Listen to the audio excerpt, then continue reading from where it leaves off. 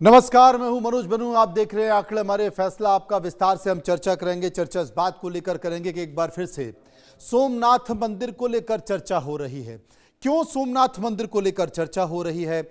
आखिर क्या था जो कि सोमनाथ मंदिर पर तमाम जो आक्रांता हैं उन्होंने तोड़ा, कब्जा किया, लेकिन 7 बार सोमनाथ मंदिर को बनाया गया। तमाम सारी बातों के पीछे लगातार सोमनाथ मंदिर अपनी अपनी उपस्थिति दर्ज करता रहा। आज आंकड़े हमारे फैसला आपका में विस्तार से हम समझाने की कोशिश करेंगे और बताएंगे कि आखिर सोमनाथ मंदिर की कहानी क्या है और क्यों आज हम इसकी चर्चा कर रहे हैं। आपको बता दें कि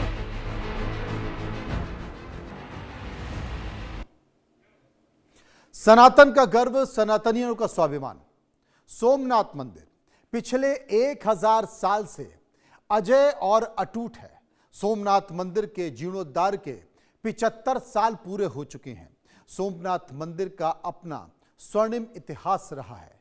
गजनबी वंश के क्रूर शासक महमूद गजनबी से लेकर मुगल शासकों तक ने भव्य सोमनाथ मंदिर को कई बार लूटा, कई बार तोड़ा, लेकिन हर बार सोमनाथ मंदिर फिर से उतनी ही मजबूती से खड़ा हुआ।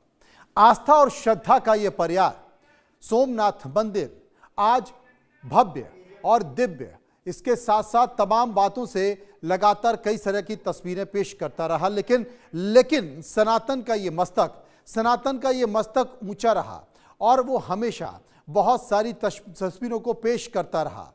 हम आपको तमाम सारी बातों को बताएंगे कि सोमनाथ मंदिर के अडिग अविचल रहने की यात्रा आखिर क्या है। यह समझने की जरूरत है। आंकड़े हमारे फैसला आपका में हम आपको सोमनाथ मंदिर के बारे में बताएंगे, कहानियों का जिक्र करेंगे और आपको यह भी बताएंगे कि कैसे तमाम आक्रांताओं ने, जिसमें गजनबी भी शामिल है, मंदिर को तोड़ा, मंदिर की मूर्तियों को तोड़ा, यहाँ तक कि शिवलिंग को तोड़ा और शिवलिंग के टुकड़ों को मस्जिद में लगाया।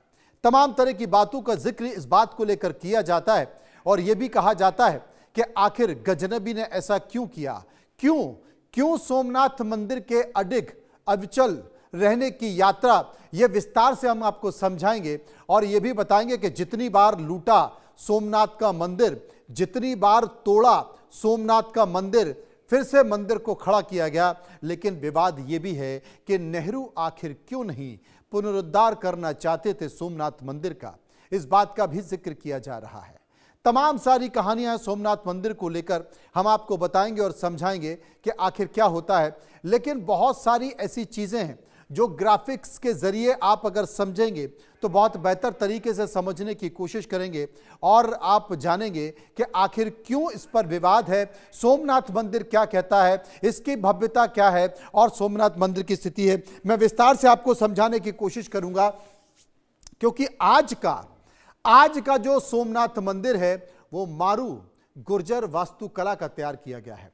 ये कैलाश महामेरु प्रसाद शहरी जैसा बना हुआ है। मुख्य मंदिर में लोहे का बिल्कुल भी इस्तेमाल नहीं हुआ है। इस मंदिर की खासियत क्या है मैं आपको बताता हूं कि मुख्य मंदिर में लोहे का बिल्कुल भी इस्तेमाल नहीं हुआ है। बलुआ पत्थर से यह मंदिर बनाया गया है। सनातन के लिए गर्व का विषय है सोमनाथ मंदिर। इसकी खासियत क्या है? 5 मुख्य मंदिर हैं। आपको ग्राफिक के जरिए मैं आपको बता रहा हूं कि 5 मुख्य मंदिर हैं इसमें। इसके साथ साथ करीब जो स्थिति है इसकी, वो मुख्य मंदिर के साथ साथ जो एकड़ है 7 एकड़ में इसकी आकृति फैली हुई है। कितना बड़ा मंदिर है ये 2 मंजिला भवन है और सबसे बड़ी बात है कि इसकी लंबाई करीब 330 मीटर है और इसकी चौड़ाई जो है वो 155 फीट है और ऊंचाई 155 फीट है, चौड़ाई 165 फीट है। ध्वज दंड वो 27 मीटर का। इसके साथ साथ जो शिखर कलश हैं वो 10 टन के हैं जो कि स्वर्ण यानी कि सोने से जड़े हुए हैं। छोटे कलश 1666 सोने से मढ़े हुए कलश हैं। इसकी ध्वजाएं 14,200 इसकी ध्वजाएं हैं और सालाना अगर मैं श्रद्धालुओं की बात करूं तो सालाना करीब जो श्रद्धालु आते हैं वो 97 लाख श्रद्धालु यहाँ पर सालाना आते हैं, हर साल यहाँ पर आते हैं। ये इस मंदिर की खासियत है और भी तमाम सारी चीज़ें मैं आपको हर चीज़ बताऊंगा कि आखिर सोमनाथ का स्वर्णिम इतिहास क्या रहा है। असल में जो प्राचीन सोमनाथ मंदिर है वो प्राचीन सोमनाथ मंदिर पहली सदी में ही बन चुका था, लेकिन चौथी सदी से 5वीं सदी के बीच इसका कोई भी जिक्र नहीं मिलता है।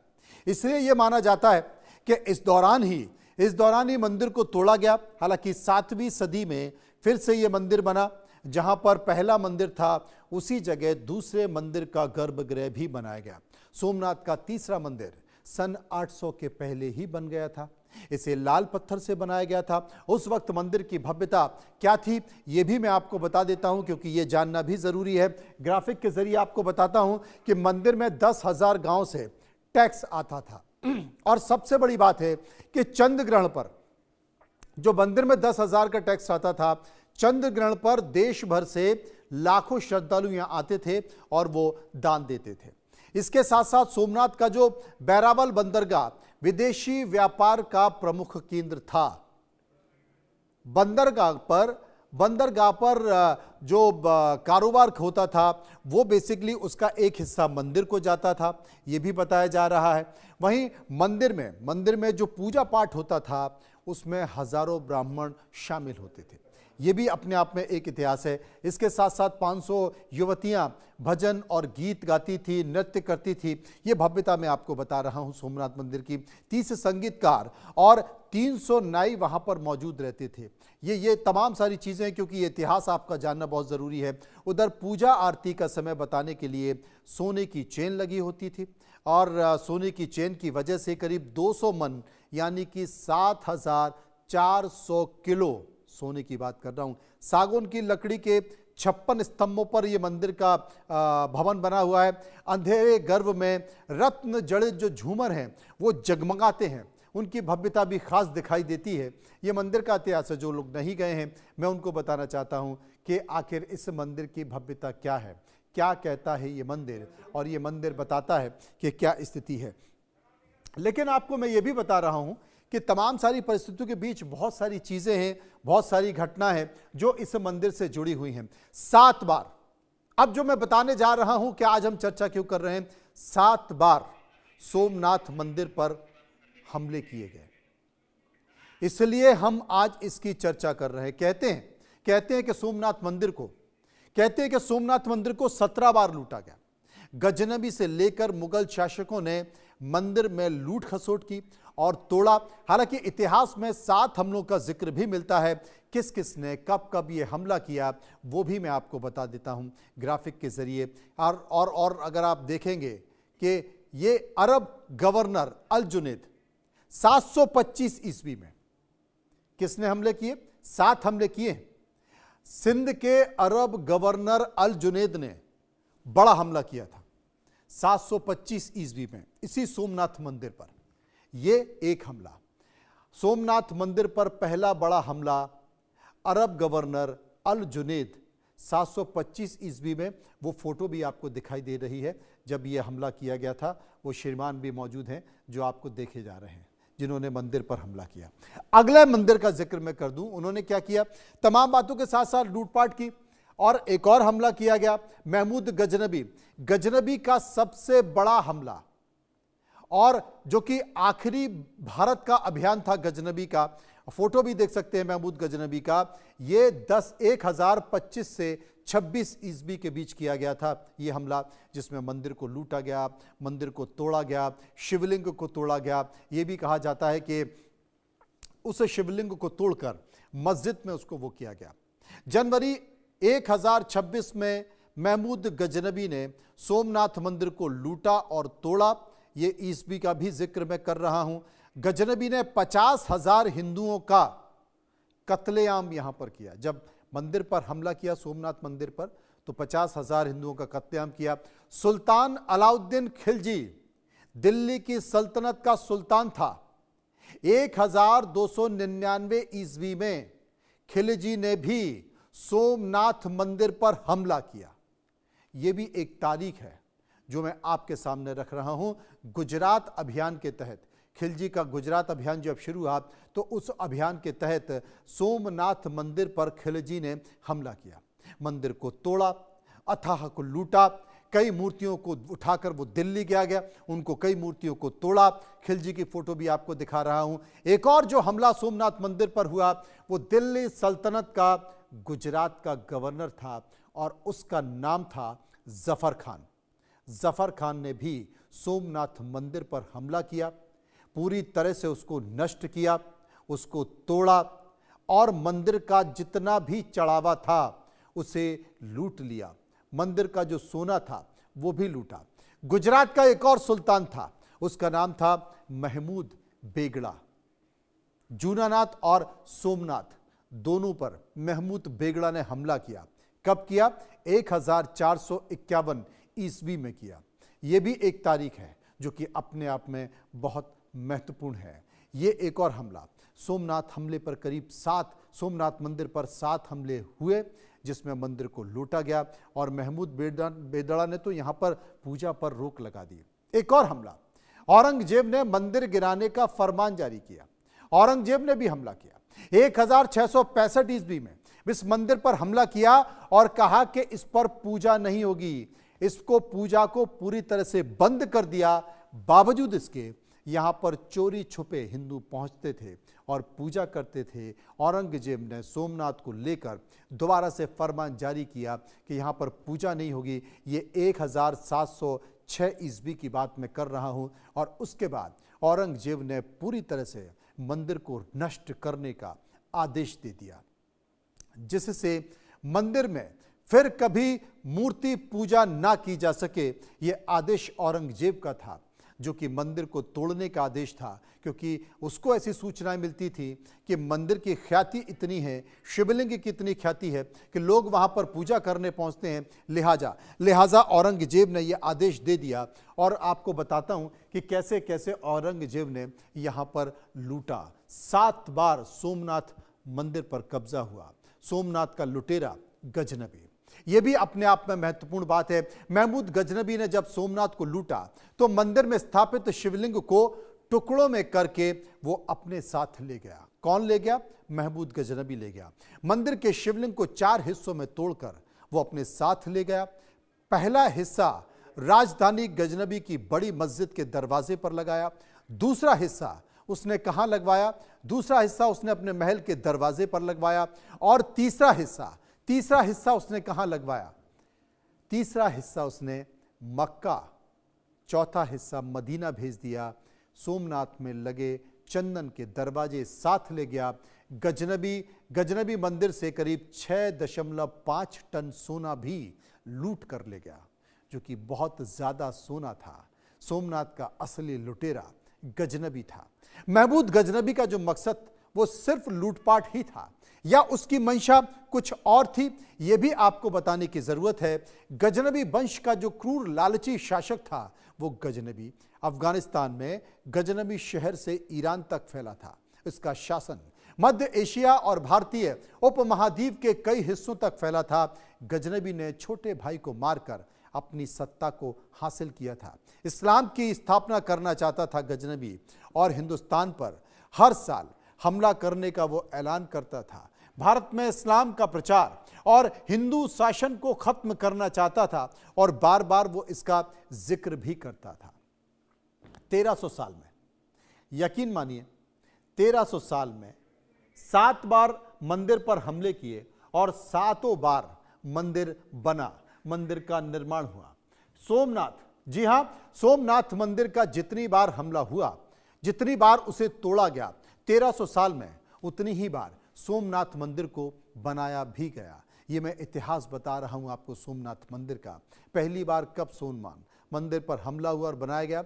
649 ईस्वी में मैत्रक राजाओं ने भव्य मंदिर बनवाया सोमनाथ का। सौराष्ट्र के प्राचीन शहर बल्लभी के राजाओं ने भी इसे बनवाया दूसरी बार। और 815 ईस्वी में नागभट्ट द्वितीय ने मंदिर का पुनर्निर्माण कराया। बालू और लाल पत्थर से इस मंदिर का निर्माण कराया, पुनर्निर्माण कराया। प्रतिहार सम्राट के नागभट्ट द्वितीय थे। और तीसरी बार 1026-42 ईस्वी में भी भीमदेव सोलंकी और परमार राजा भोज ने मंदिर को फिर से बनवाया। चालुक्य राजवंश से भीमदेव सोलंकी थे। चौथी बार किसने बनवाया? 1169 ईस्वी में इसे बनवाया। राजा कुमार पाल ने मंदिर का विस्तार कराया। सोमनाथ मंदिर में बेशकीमती रत्न जड़वाए, पुरानी लकड़ी की जगह नक्काशीदार पत्थर लगवाए। पांचवी बार कब बना? 1308 ईस्वी में सौराष्ट्र के चूड़ासाम राजा महिपाल प्रथम ने फिर से इस मंदिर को संवारा। 1331 से और 1351 के बीच उनके बेटे खेंगार ने भी पुनः शिवलिंग की स्थापना की। छठी बार कब बना? 1783 ईस्वी में इंदौर के होलकर राजवंश ने इस मंदिर को बनवाया। महारानी अहिल्याबाई ने खंडर बन चुके मंदिर के बगल में एक नया मंदिर बनवाया। नए मंदिर को ही पुराना सोमनाथ मंदिर कहा जाने लगा। सातवीं बार, ये छठवीं बार की बात है। सातवीं बार 1951 ईस्वी में आजादी के बाद सोमनाथ मंदिर का फिर से पुनरुद्धार हुआ। सरदार वल्लभ भाई पटेल और अन्य नेताओं का जो प्रयास था, सोमनाथ मंदिर का मौजूदा भव्य स्वरूप निर्मित हुआ और आज ये सोमनाथ मंदिर आज भी खड़ा हुआ है। अब एक विवाद है जो कि बार बार निकल कर आता है और वो विवाद ये है कि सोमनाथ मंदिर का पुनरुद्धार आखिर नेहरू क्यों नहीं चाहते थे। आज सोमनाथ मंदिर का जो भव्य स्वरूप है आप जो देख रहे हैं, उसके निर्माण को 75 साल पूरे हो चुके हैं, लेकिन इस मंदिर के बनने में काफी अड़चनें आई हैं। देश के तत्कालीन प्रधानमंत्री जवाहरलाल नेहरू को मंदिर के जीर्णोद्धार से ऐतराज था, यहां तक कि मंदिर के उद्घाटन में भी वो नहीं पहुंच सके थे। सोमनाथ मंदिर के जूनागढ़ रियासत में आता था। 9 नवंबर 1947 को जूनागढ़ को रियासत का भारत में विलय किया। 4 दिन बाद अहिल्याबाई मंदिर में जनसभा हुई। सरदार पटेल सोमनाथ के पुनर्निर्माण का ऐलान किया गया और पटेल के इस फैसले से पंडित नेहरू असहज हो गए। नेहरू को विदेश में भारत की सेक्युलर छवि बिगड़ने का खतरा था। महात्मा गांधी ने पटेल के फैसले पर सहमति जताई और गांधी ने उन लोगों के दान से मंदिर बनाने का सुझाव दिया और 1948 में महात्मा गांधी की हत्या की गई। 1950 में सरदार पटेल की भी मृत्यु हो गई। मंदिर बनाने की जिम्मेदारी ट्रस्ट के मुखिया पर आ गई। तब केंद्रीय मंत्री के.एम. मुंशी ट्रस्ट के मुखिया थे। नेहरू ने के.एम. मुंशी से मंदिर को फिर से बनाने पर असहमति जताई। बोले, मुझे पसंद नहीं है, ये हिंदू पुनरुत्थानवाद है। 1951 में सोमनाथ मंदिर बनकर तैयार हो गया। आमंत्रण के बाद भी जवाहरलाल नेहरू उद्घाटन समारोह में नहीं आए। नेहरू ने राष्ट्रपति राजेंद्र प्रसाद को भी जाने से मना किया। 11 मई 1991 को राजेंद्र प्रसाद मंदिर के समारोह में पहुंचे। प्रभास पाटन में सोमनाथ मंदिर और ज्योतिर्लिंग की स्थापना की गई। ये पूरी कहानी। अब सोमनाथ के खिलाफ जब नेहरू थे तो तर्क क्या दिए जाते हैं? नेहरू अगर सोमनाथ मंदिर के खिलाफ तो तर्क क्या दिए जाते हैं? 1950 से 1991 के बीच जब मंदिर का तेजी से निर्माण कार्य चल रहा था, तब तत्कालीन प्रधानमंत्री नेहरू ने मंदिर के ट्रस्ट को कुल 17 चिट्ठियां लिखी। ये सभी चिट्ठियां द नेहरू आर्काइव में मौजूद हैं। यही नहीं, उन्होंने ट्रस्ट के मुखिया के.एम. मुंशी से लेकर राष्ट्रपति डॉक्टर राजेंद्र प्रसाद को भी मंदिर की अलग अलग बातों को लेकर चिट्ठियां लिखी थी। नेहरू के मंदिर के पुनरुत्थान से खुशी नहीं होने की मुख्यतः 3 वजह थी जो कि मानी जाती है। नंबर 1, सेक्युलर नेशन की सोच को खतरा। नंबर 2, विदेशों में भारत की छवि को नुकसान। और तीसरा, देश की अहम जरूरतों का हिस्सा। ये तमाम बातें हैं, ये विषय थे जिसके कारण नेहरू नहीं गए। विस्तार से चर्चा करेंगे, समझने की कोशिश करेंगे, लेकिन इस मुद्दे पर हमने एक सर्वे भी कराया है। हम लोगों के बीच गए, वहां जाकर सर्वे कराया, लोगों से उनकी बातों को जानने की कोशिश की। जो हमने सर्वे कराया, सर्वे में जो प्रश्न पूछे, वो पहला प्रश्न आपकी टीवी स्क्रीन पर। सोमनाथ मंदिर की शौर्य गाथा। सोमनाथ मंदिर की शौर्य गाथा को 1000 साल पूरे हो गए। साथ ही मंदिर के पुनर्निर्माण से भी 75 साल हो गए। इस पर आपकी राय क्या? सनातन का गौरवशाली इतिहास 47% लोगों ने कहा। आस्था का संघर्ष का प्रतीक 29% लोगों ने कहा। स्वाभिमान और प्रेरणा का जो केंद्र है वो 5% लोग कह रहे थे और 17% लोग कह रहे थे कि आक्रमणकारियों की मंशा पर शक्तिशाली तमाचा था। 2% लोग इस पर कुछ भी नहीं कहना चाहते थे। सर्वे का एक और सवाल जो हमने लोगों से पूछा, सोमनाथ के पवित्र विग्रह का तोड़ा गया, लूटा गया, मजहबी उत्पात मचाया गया, सोमनाथ के क्रूर इतिहास को आखिर क्यों छुपाया गया? और 17% लोगों ने इस बात को कहा कि पुरातात्विक प्रमाण की कमी थी, इसलिए ऐसा किया गया। 48% लोगों ने कहा यह राजनीति के लिए किया गया। 28% लोगों ने कहा महज तुष्टीकरण के लिए किया गया। और 7% लोग इस बात का जिक्र कर रहे थे, 7% यानी कि 7% लोग इस बात का जिक्र कर रहे थे कि हम इस पर कुछ भी कहना नहीं चाहते थे। सर्वे का तीसरा सवाल जो हमने लोगों से पूछा, सर्वे का तीसरा सवाल, पंडित नेहरू ने सोमनाथ मंदिर के जीर्णोद्धार का विरोध किया था, इस पर आपकी राय क्या है? 10% लोगों ने क्या कहा? 10% लोगों ने कहा विदेशों में भारत की छवि बिगड़ने का डर था, इसलिए ऐसा किया गया, सिर्फ सियासत के लिए ऐसा हुआ। 19% लोगों ने इस बात का जिक्र किया। और इसके साथ साथ 24% लोग कह रहे थे कि राष्ट्रीय एकता, सांप्रदायिक सौहार्द बनाए रखने के लिए ऐसा किया। और 29% लोग कह रहे थे कि मुस्लिमों का कहीं विद्रोह ना हो जाए, इस बात का डर नेहरू को था, इसलिए ऐसा किया गया। 18% लोग इस पर कुछ भी कहना नहीं चाहते थे। सर्वे का एक और सवाल जो हमने लोगों से पूछा, इस्लामिक इतिहास में सोमनाथ मंदिर पर आक्रमण का मुख्य उद्देश्य क्या था, क्या बताया जाता है? 31% लोगों ने कहा, यहां पर आपको दिखाई देगा 31% लोगों ने कहा धार्मिक प्रचार के कारण ऐसा किया गया। इसके साथ साथ व्यापारिक संधि के लिए 5% लोगों ने इस बात का जिक्र किया। 38% लोग इस बात का जिक्र कर रहे थे कि धन और संपत्ति की प्राप्ति के लिए ऐसा किया गया। 14% लोग इसे प्रशासनिक सुधार के तौर पर देख रहे थे और 12% इस पर कुछ भी कहना नहीं चाहते थे। सर्वे का एक और सवाल जो हमने लोगों से पूछा, महमूद गजनबी ने सोम मंदिर के शिवलिंग के टुकड़े कर मस्जिद में लगवाए थे, इस पर आपकी राय क्या है?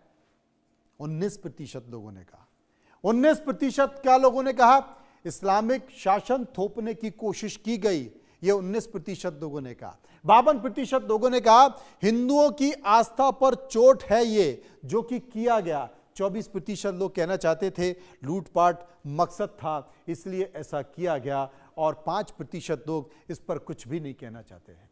ये तमाम तरह की बातें थी जिसका जिक्र हमने किया और उन बातों का जिक्र करते हुए आपको बताया, क्योंकि जनता क्या सोचती है उसको भी हमने आपके सामने रखा है। विस्तार से चर्चा करेंगे, समझने की कोशिश करेंगे। कुछ मेहमान मेरे साथ मौजूद हैं, उनका मैं परिचय एक बार आपसे करा दूं। शरद त्रिवेदी भारतीय जनता पार्टी से मेरे साथ मौजूद हैं। इसके साथ साथ शरद त्रिवेदी के साथ साथ सैयद जब्बाद राजनीतिक विश्लेषक मेरे साथ होंगे। डॉक्टर दिनेश कपूर इतिहासकार के तौर पर मेरे साथ होंगे। आपका परिचय मैंने कराया, विस्तार से चर्चा करते हैं, समझने की कोशिश करते हैं और आपको बताते हैं कि किसकी क्या राय है। सबसे पहले शरद जी के पास चलेंगे। शरद जी, सोमनाथ का मंदिर, उसका इतिहास हमने बताने की कोशिश की और यह भी दिखाने की कोशिश की कि आखिर क्या लोग इसे लेकर कहते हैं, कैसे लूटा गया, किन किन ने लूटा, तमाम सारी बातों का हमने जिक्र किया। आपकी राय सोमनाथ मंदिर को लेकर?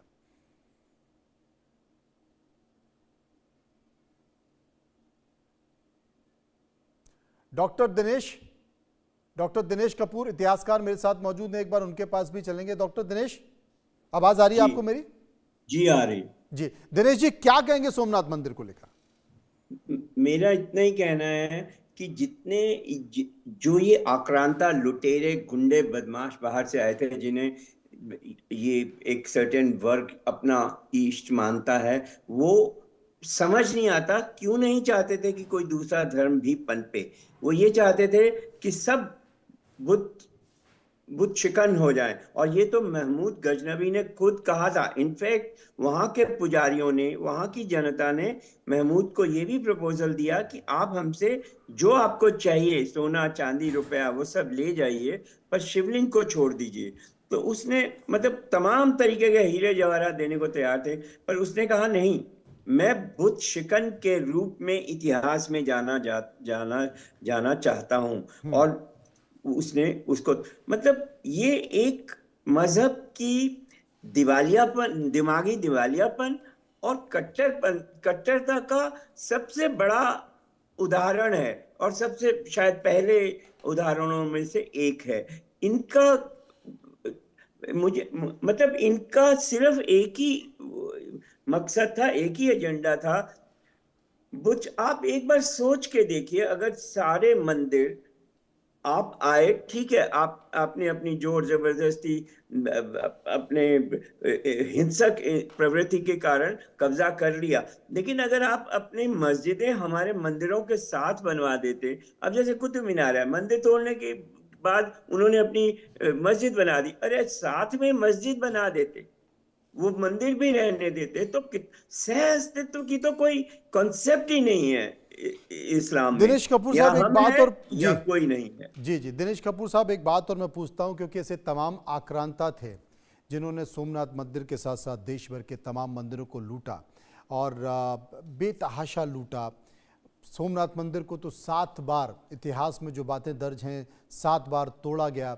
जब जब तोड़ा गया वो मंदिर फिर अपने अस्तित्व पर आकर खड़ा हो गया और आज भी अपनी भव्यता को वो दर्शा रहा है, आज भी खड़ा हुआ है। इन तमाम बातों को बहुत सारे लोग झुटलाने की भी कोशिश करते हैं। पंडित जवाहरलाल नेहरू के बारे में भी जिक्र किया जाता है कि वो उस पक्ष में आपने ही नहीं थे बताया। कि मंदिर को बनवाया जाए। यहाँ तक कि खुद महात्मा गांधी चाहते थे कि मंदिर को बनवा दिया जाए, पर जवाहरलाल नेहरू नहीं चाहते थे। और मंदिर जब बना, सरदार पटेल की जिद पर मंदिर बना, तो जवाहरलाल नेहरू नहीं आए और उन्होंने उस समय के तत्कालीन राष्ट्रपति को भी आने से मना कर दिया कि आपको आने से जाने की रोक, जरूरत नहीं। जी बिल्कुल बिल्कुल ठीक कह रहे हैं आप। और मैं यही बात मैं एम्फेसाइज करके कह रहा हूं कि हमारा देश कितना भव्य और भी सुंदर और इम्पोर्टेंट होता, हिस्टोरिकली स्पीकिंग, हेरिटेज स्पीकिंग, बहुत इसका महत्व होता अगर वो सब भव्य मंदिर इन मस्जिदों के साथ खड़े होते। अरे इन लोगों को सिवाय बर्बाद करने की कुछ नहीं आता, क्योंकि आप अगर गजनी गए हों या गजनी के बारे में आपने जो हमारे अटल बिहारी वाजपेयी जी से सुना हो, वहां कोई भी मॉन्यूमेंट नहीं देखा उन्होंने, ये उन्होंने खुद कहा। ना वहां पर कोई मस्जिद, ना वहां पर कोई मीनार, ना वहां पर कोई भव्य इमारत, कुछ नहीं देखा। ये मतलब एक होता है कि साहब हम इनका मुकाबला करेंगे, इनसे अच्छा बनाएंगे, एक होता है कि ना हम बनाएंगे ना इनको बनाने देंगे। ये एक बहुत ही कड़वी, विकृत और क्रूर सोच इनकी रही है। ये तमाम सारी बातों का जिक्र हमने किया, लेकिन लेकिन जब जवाहरलाल नेहरू ने इस बात को लेकर अपनी इच्छा नहीं जताई, वो मंदिर बनाने के पक्ष में नहीं थे, तो क्या सोच उनकी रही होगी, क्या बातें रही होंगी कि भाई उनको अरे कौन सा आप सजा था? अगर उनकी किताब डिस्कवरी ऑफ इंडिया पढ़ेंगे तो उसमें एक जगह तो उन्होंने मतलब अनअबैश्ड लिखा है, खुले उससे, बिना किसी डर और हिचक के, कि India is a mad house of religions. उनका किसी भी मंदिर में जाना, किसी भी सांस्कृतिक महोत्सव में भाग लेना महज एक राजनीतिक विवशता थी। वो नहीं, वो कहीं पर भी नहीं चाहते थे मंदिरों के पक्ष में मंदिर बने, या कहना सिर्फ इतना ही है कि जो मंदिर नहीं बने लेकिन मस्जिदों को ना तोड़ा जाए। और गांधी जी तो इस बात के खिलाफ थे ही कि सारे हिंदू मर जाए। उन्होंने कहा था, ये उनके अपने वचन है कि सारे हिंदू मर जाएं दिल्ली में ड्यूरिंग द पार्टीशन, लेकिन एक भी मुसलमान नहीं मरना चाहिए। ये लोग समझ नहीं आता, हमारे सबके पूर्वज तो हिंदू थे, इनके पूर्वज क्या मुसलमान थे, और मुसलमान क्या पूर्वज होंगे, जुम्मा 4 दिन पहले तो आए थे वो इनके। लेकिन इन समझ नहीं आता कि इनके ओरिजिन्स क्या इस्लामिक हैं या इनकी जो भावनाएं हैं वो तोड़ फोड़ की हैं। नहीं, वैसे वो ये भी शांति कहा दूत जाता थे। है डॉक्टर दिनेश, ये भी कहा जाता है कि भाई चिंता इस बात को लेकर थी कि जो सेकुलर इमेज हम बनाने की कोशिश कर रहे हैं भारत की, उस इमेज को धक्का लगेगा, कुछ इस तरह की बातों का जिक्र। करीब 3 ऐसी बातें थी, 3 ऐसी बातें सामने आई थी जिसे लेकर नेहरू सोमनाथ मंदिर बनाने के पक्ष में नहीं थे। जी, आपने विस्तार से उनको बताया भी है कि इस वजह से वो नहीं थे, and I completely agree with you कि इस वजह से नहीं थे।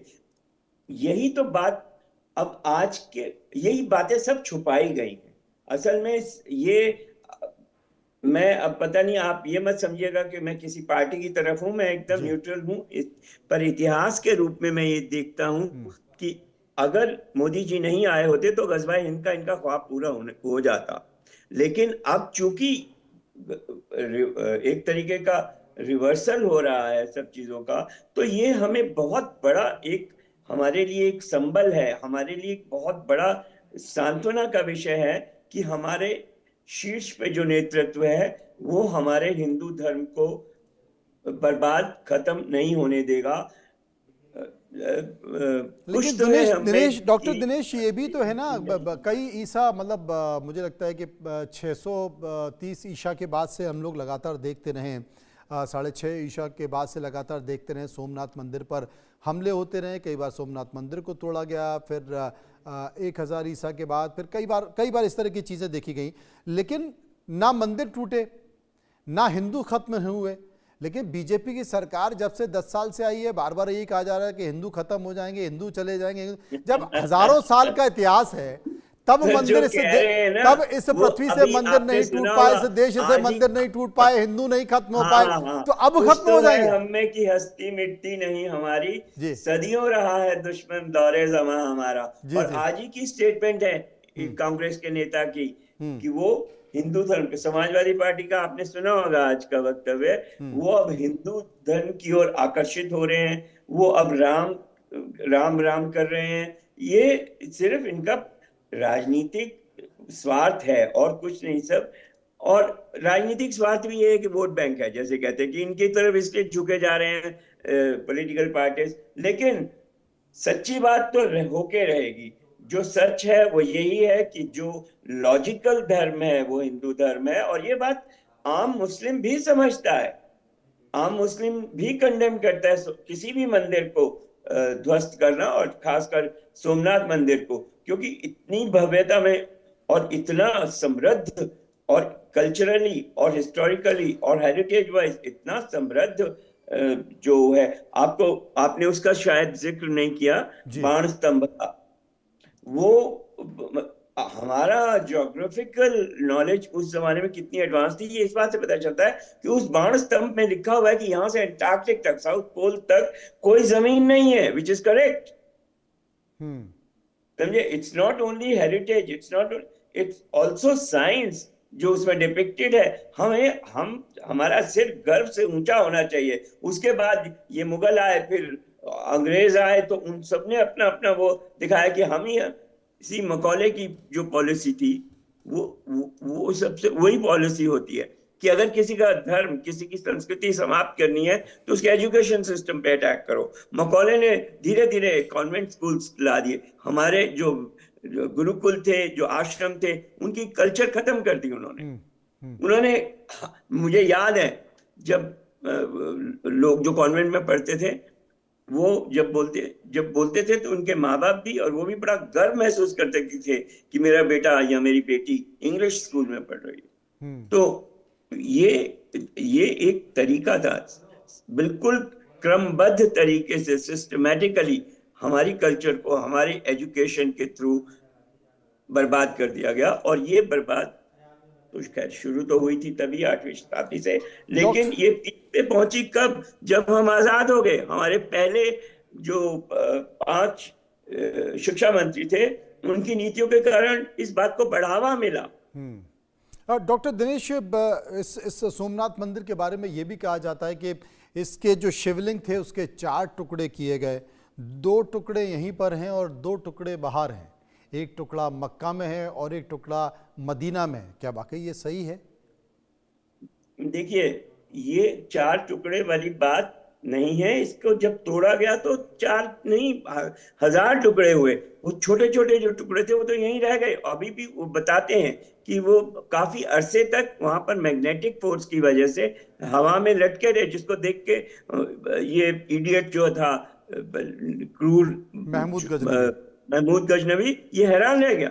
हमारी जो साइंस की टेक्नोलॉजी थी, जो हमारी विद्वत्ता थी, जो हमारी एडवांसमेंट थी, वो तो किसी की भी नहीं थी ना। ये ऐसे ही है जैसे आप समझ लीजिए कि एक समृद्ध शहर में कोई गंवार आ जाए, गांव का आ जाए, जिसने कभी सड़क न देखी हो।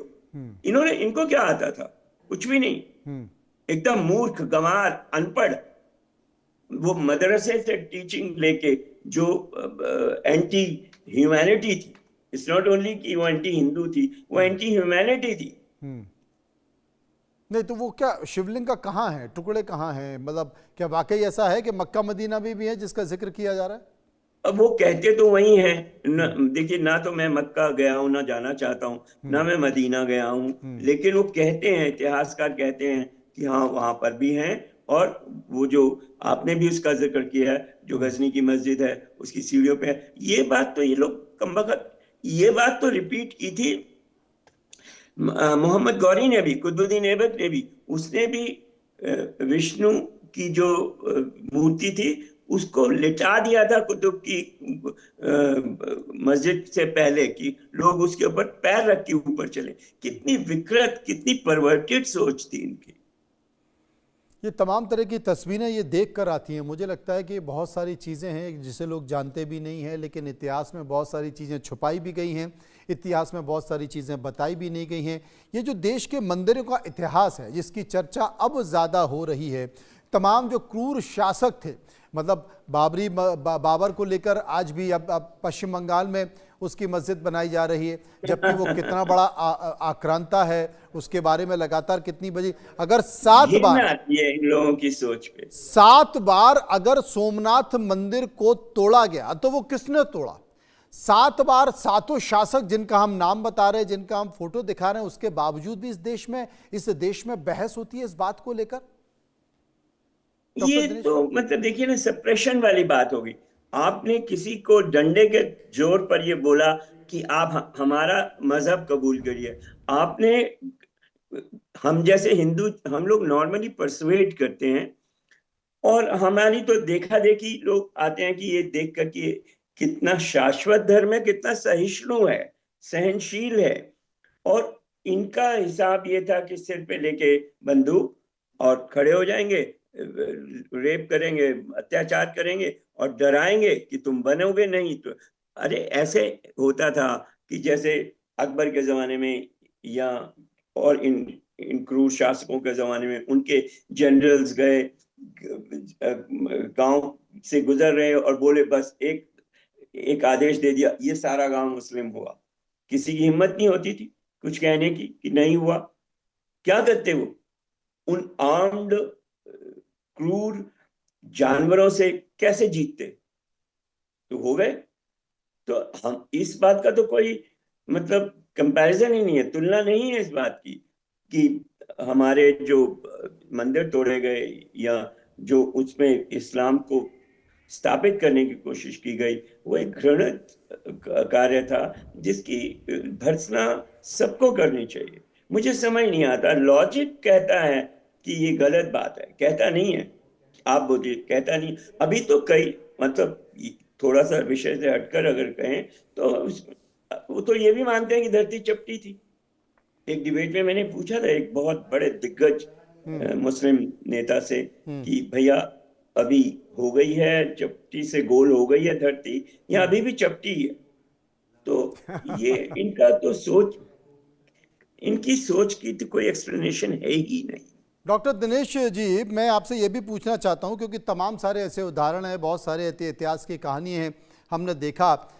सबसे बड़ी बात है कि इन सब के मूल में, इन सब के जड़ में अगर कुछ है तो वो राजनीति है, वोट बैंक है। क्या आप मानते हैं कि इस वोट बैंक से पूरी मानवता को खतरा है, देश को खतरा है?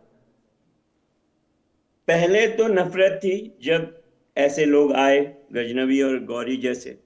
अब आप ठीक कह रहे हैं, अब वो राजनीतिक स्वार्थ हैं जिसके कारण खतरा सिर्फ हमारे देश को ही नहीं है, सारे विश्व को है। अगर हमने ग़ज़वा हिंद होने दिया तो आप सोचिए, ऐसी सोच वाले लोग क्या करेंगे दुनिया में? तबाही मचाएंगे। ऐसी सोच वाले शांति नहीं फैलाएंगे, चाहे जितना मर्जी कह रहे। ट्रम्प कह रहे कि मैंने मतलब कैसी कैसी बेहूदगियां हैं कि अपने स्वार्थ के लिए ट्रम्प मुनीर को गोद में बिठा लेते हैं और कहते हैं कि मैं शांति दूत हूँ, और फिर अगले दिन सेना भेज देते हैं उठा के, उसको ले आते हैं उस देश के प्रेसिडेंट को। तो हम, जो ये सोच है ये तो कंडेमेबल है ही, इसमें there is no doubt about it.